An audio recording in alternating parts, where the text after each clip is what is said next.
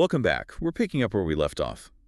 David has died, Solomon is secure on the throne, and we are moving into an analysis of 2 Chronicles, chapters 1 through 20. Right. Today we're looking at roughly 150 years of ancient history. But more importantly, we're looking at how a historian edits that past.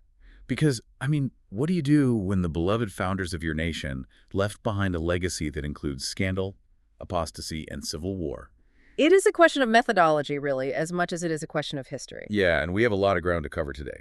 We will start by establishing a clear narrative and historical overview of the years from 970 BCE to 849 BCE. Right, because getting the political and cultural events firmly in place is essential before we pivot to the scholarship. Exactly. So after the history, we'll examine the chronicler's unique treatment of Solomon and then look at the programmatic thesis statement found in 2 Chronicles 7.14. And from there, we'll get into the ideological geography of the divided kingdom and Abijah's theological sermon. After that, we'll observe the narrative application of immediate retribution theology in the reigns of Asa and Jehoshaphat. That'll include a methodological case study of chapter 18. And finally, we will step back from the academic framework to consider the devotional application of these texts for a life of faith. So let's begin with that historical overview. The year is 970 BCE, and Solomon inherits a kingdom that has transitioned into a true regional power. Yes. Geopolitically, he controls the vital land, bridge, and trade roads situated between Egypt to the south and Mesopotamia to the north. He also maintains these strategic alliances, most notably with King Hiram of Tyre, which gives Israel access to Phoenician cedar and specialized craftsmen. It's a period of immense state wealth. It's driven by international trade, tribute, and a state monopoly on horse and chariot trading. And the focal point of all that wealth, and of Solomon's reign generally, is the construction of the temple in Jerusalem. Right, which takes 7 years to build. And the use of Phoenician engineering layered onto the Israelite religious vision, it represents a fundamental shift in their practice. Because they're moving from the portable tent shrine tradition, the tabernacle that had served the Israelites since Sinai, to a fixed, centralized stone house for Yahweh. Exactly. But that era of stability fractures almost immediately upon Solomon's death in 931 BCE. Yeah, his son Rehoboam takes the throne and is faced with a massive northern labor grievance. Because Solomon's grand building projects were fueled by heavy taxation and conscripted labor. So the northern tribes approach Rehoboam asking for relief. And Rehoboam mishandles the situation completely. He answers them with arrogance rather than diplomacy. Which is what leads 10 of the 12 tribes to secede under the leadership of Jeroboam, who, interestingly enough, had actually been a former administrator of Solomon's building projects. So from 931 BCE onward, you have 2 distinct kingdoms. You have Israel in the north, which holds the majority of the population, and the better agricultural land. And you have Judah in the south. It's smaller, it's more isolated, but crucially it retains the capital of Jerusalem, the continuous Davidic dynasty, and the temple. But the vulnerability of this divided state becomes apparent right away. Within 5 years of the schism, the Egyptian king Shishak marches into Judah and plunders Jerusalem. He strips the temple of the vast treasures Solomon had accumulated. And we actually have external archaeological corroboration for this campaign. There's a triumphal inscription left by Shishak at Karnak in Egypt, which lists the towns he conquered. It's a significant historical anchor. Now, following Rehoboam's death, his son Abijah briefly takes the throne of Judah. And his short reign is defined by a massive military engagement against Jeroboam's northern forces at Mount Zemarim, which is up in the Ephraim Hill country. Abijah is then succeeded by Asa, who has a 40-year reign. And Asa faces his own military crises. Right. Early in his reign, he confronts an invasion by a leader named Zerah the Cushite. And later on, Asa deals with escalating border tensions when the northern king Baasha blockades the city of Ramah, essentially choking off travel into Judah. Which is where Asa makes a fateful geopolitical choice. Rather than relying on his own forces, Asa strips the silver and gold from the temple treasuries. Yeah. And he uses it to bribe Ben-Hadad, the king of Damascus, into attacking the northern kingdom just to break the blockade. Which brings us to the final king in our historical scope for today, Jehoshaphat, Asa's son. Jehoshaphat seeks peace with the northern kingdom through a marriage alliance. He marries his son Jehoram to Athaliah, who is the daughter of the northern king Ahab and Jezebel. He then joins Ahab in a disastrous military campaign against Aram at Ramoth-Gilead. In years later, Jehoshaphat faces an existential crisis of his own when a massive coalition of armies comprising Moab, Ammon, and the Meunites marches against Judah. So if that is the strict historical sequence of events, we need to ask how the author of 2 Chronicles frames it. We are pivoting from the narrative to the analytical methodology. Because the chronicler is writing hundreds of years after these events for a post-exilic community that has returned from Babylon. Right. He has source texts in front of him that are very similar to our books of Samuel and Kings, but he edits them heavily. To use a modern comparison, it is sort of like a public relations team writing an authorized biography. They're shaping a specific legacy. The editorial strategy is deliberate. The chronicler does not just copy his sources passively. Sometimes he omits massive sections of text. Sometimes he reproduces the source material verbatim. And sometimes he invents entirely new material, including prophets and speeches that do not appear in Kings at all.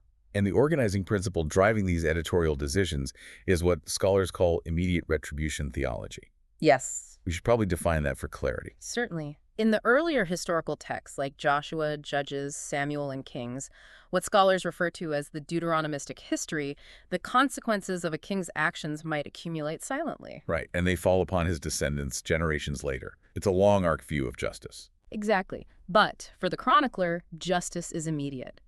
Covenant faithfulness or unfaithfulness produces physical, tangible consequences within that specific king's own lifetime. So if a king is righteous, he experiences peace and wealth. If he is wicked, he faces invasion or disease.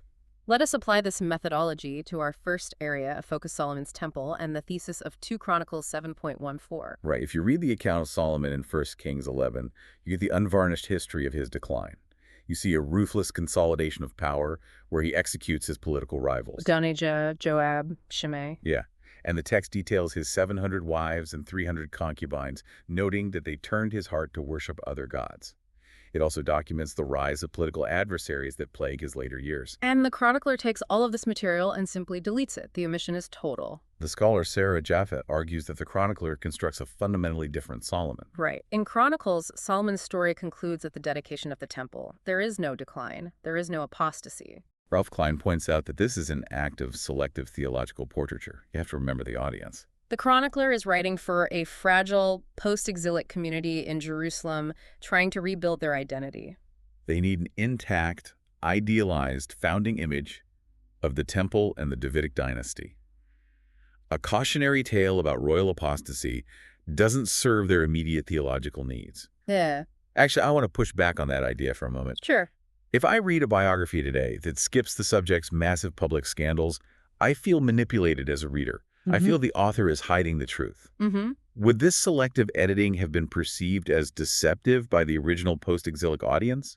I mean, they presumably knew the older stories in the Book of Kings. That is a natural modern reaction, but it projects our current genre expectations onto an ancient text. The ancient audience didn't view these texts as objective documentary history in the way we do. So they weren't expecting a journalistic account. No, they likely knew the older Messianic traditions, but they understood that the chronicler was constructing a theological argument, not filing a police report. Right. He is isolating the aspect of Solomon that represents the ideal of temple worship to instruct the current generation on how to behave. And we see that theological argument explicitly at the dedication of the temple in chapters 6 and 7. Yes. The chronicler's account largely parallels 1 Kings 8, but he adds a unique night vision from God. This is the famous passage of 2 Chronicles 7.14. If my people, which are called by my name, shall humble themselves and pray and seek my face and turn from their wicked ways, then will I hear from heaven and will forgive their sin and will heal their land. The scholar Raymond Dillard identifies this specific verse as the programmatic thesis key for the entire book.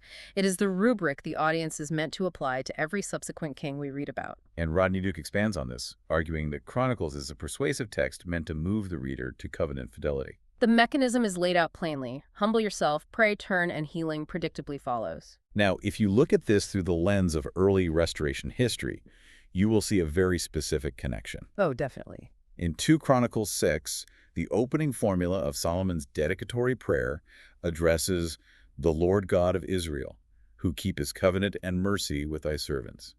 And when Joseph Smith dictated the dedicatory prayer for the Kirtland Temple in 1836, which is recorded as Doctrine and Covenants 109, he used strikingly similar language. LDS scholar Scott Esplin has analyzed this and argues it is intentional patterning.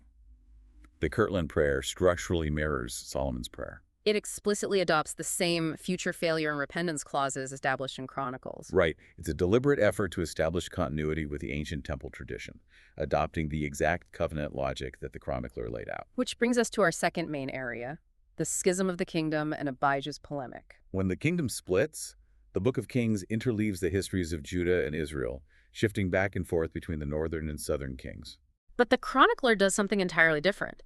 He simply drops the north entirely, ignoring their kings, unless they happen to intersect with Judah militarily. Gary Knoppers explains this as a matter of ideological geography. For the chronicler, the authentic all Israel is exclusively located in the Davidic line in Jerusalem. Right. The independent political history of the northern kingdom is fundamentally illegitimate to him. Therefore, recounting their history in parallel with Judah would imply a legitimacy they don't possess. This stance is illustrated vividly in chapter 11 with the narrative of the Levite Exodus. And this is a detail completely unique to Chronicles. The text states that the northern priests abandon their pasture lands and relocate south into Judah. And the catalyst for this is Jeroboam installing non-Levitical priests and setting up golden calves in the north. The authentic priesthood literally votes with its feet and moves to the jurisdiction of the legitimate temple. Which sets the stage perfectly for chapter 13 and Abijah's speech at Mount Zemerim. Right. The text sets up a battle where Judah is vastly outnumbered by the northern army of Israel. 400,000 men from Judah against 800,000 men from Israel.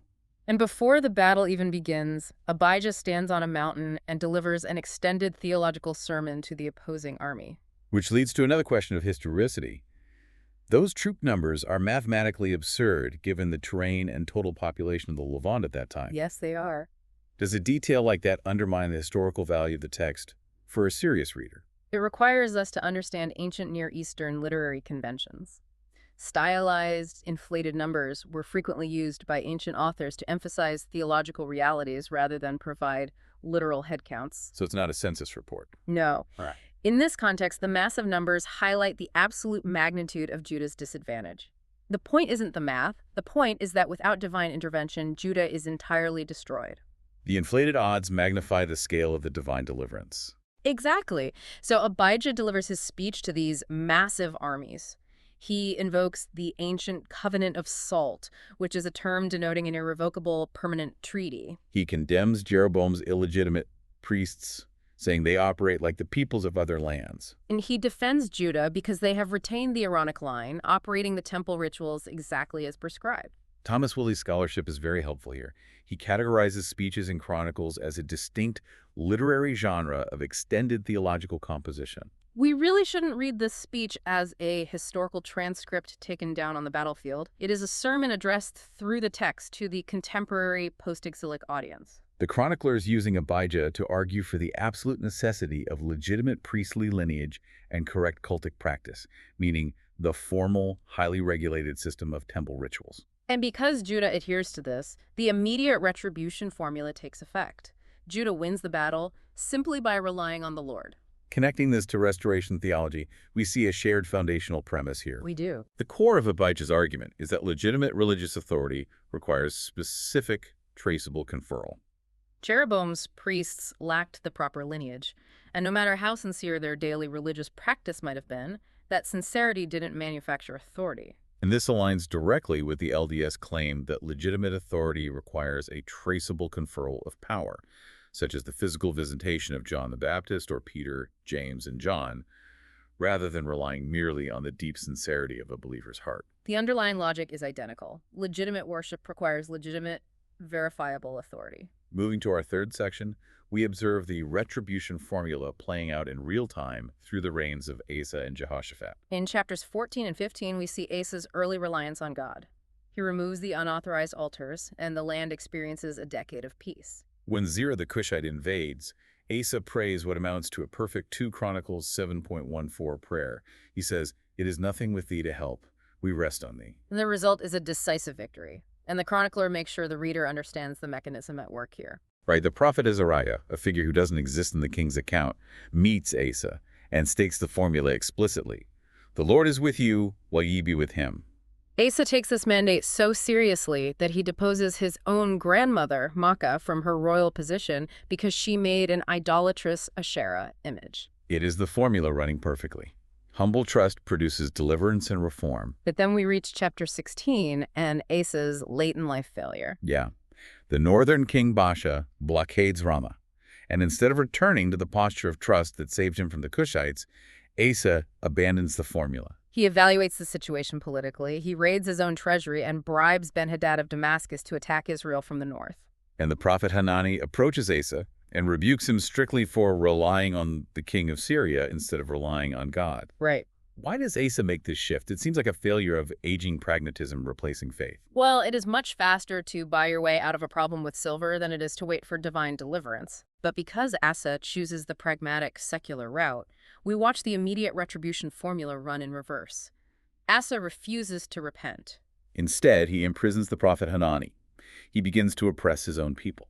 And eventually, when he is struck with a severe disease in his feet, the text notes pointedly that he sought the physicians instead of seeking the Lord. He dies having abandoned the covenant structure, and the consequences fall directly on him. Now, before we see how Jehoshaphat handles a crisis, we need to take a brief methodological detour into chapter 18. Right. This chapter details Jehoshaphat's alliance with Ahab, the wicked northern king at Ramoth-Gilead. The text gives us the narrative of the prophet Micaiah ben Imlah, the 400 lying prophets, and Ahab's eventual death and battle. And what's critical here is that this entire chapter is reproduced almost word for word from 1 Kings 22.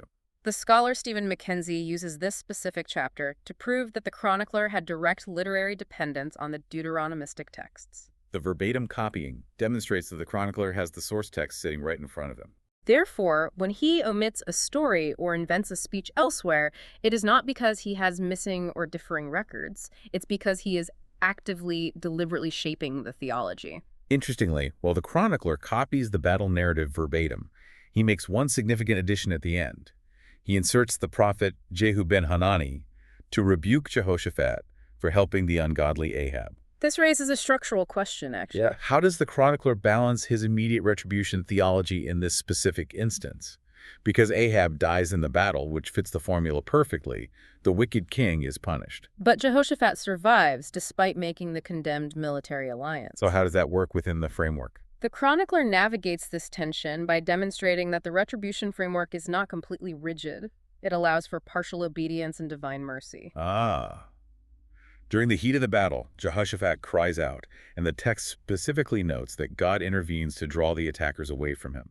The later rebuke from the prophet establishes that the political alliance was a sin, but Jehoshaphat's accumulated prior faithfulness provides a buffer that allows for mercy rather than immediate destruction. And we see the culmination of this theology when Jehoshaphat faces his own existential crisis in chapter 20. Yes. A massive coalition of Moab, Ammon, and the Munites invades from the south, camping at En-Gedi. Jehoshaphat is terrified.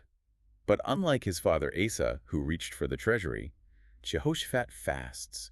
He gathers the people of Judah, and he stands in the temple courtyard to pray. He rehearses God's past faithfulness, he explicitly references Solomon's dedicatory prayer, and he offers an admission of total inadequacy. He says, "We have no might against this great company that cometh against us. Neither know we what to do, but our eyes are upon thee." This plea invokes an ancient literary and theological framework known as the divine warrior motif. Which is the concept where God literally steps onto the battlefield to fight on behalf of his people, requiring no military effort from the human army. Exactly. Jehaziel, a Levite from the musical line of Asaph, delivers the prophetic oracle. The battle is not yours, but God's. The invading coalition descends into confusion and destroys itself, while the Levite singers literally march ahead of Judah's armed soldiers into the battlefield.